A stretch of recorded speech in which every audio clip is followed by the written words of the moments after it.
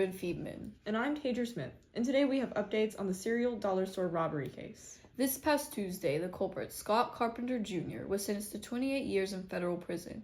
Coming to you live from the scene, we have Bebby Twite. Let's take a look.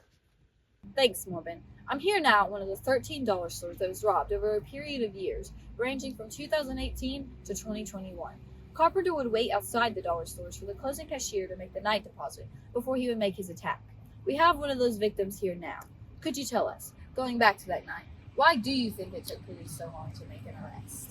So there was I was going outside to make my nightly deposit, and there was a man in the darkness who walked up to me, like drawing, and he was he held me at gunpoint, asking for my money. I was going to make my nightly deposit, and so I walked out. He held me at gunpoint, and I was like, whoa. But he was dressed in all black. I don't even know. So at that point, I didn't even know if he was if he was a girl or a boy. He was kind of walking to me. He was like, I think he was a crackhead or something. When the police asked you, could you give them any details as to his appearance?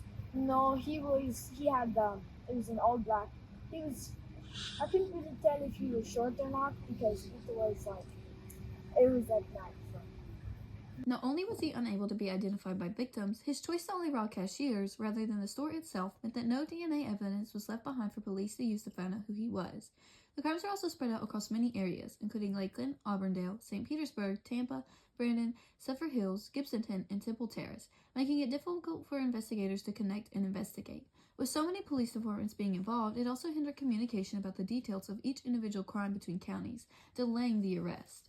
Although it took several years for Carpenter to be taken into custody due to the scattered and concealed nature of his robberies, he is now working to pay restitution to his victims in federal prison. Thank you for that, Bebby. Moving us into future times, what are police doing to prevent crimes like this from happening? 4 years is a long period of time.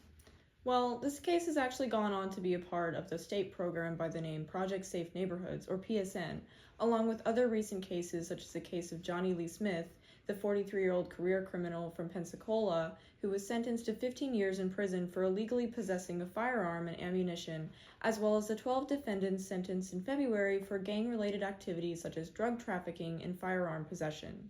The cases of these three groups, Scott Carpenter Jr., Johnny Lee Smith, and the 4K Gang, have contributed to the release of the Violent Crime Reduction Strategy built upon grants given to PSN by the Florida government. The United States Department of Justice describes this program as bringing together all levels of law enforcement and the communities they serve to reduce violent crime and gun violence and to make our neighborhoods safer for everyone. They plan to use the data they retrieve from this initial commission to continue to make adjustments to serve local communities. Thank you for that, Tajer.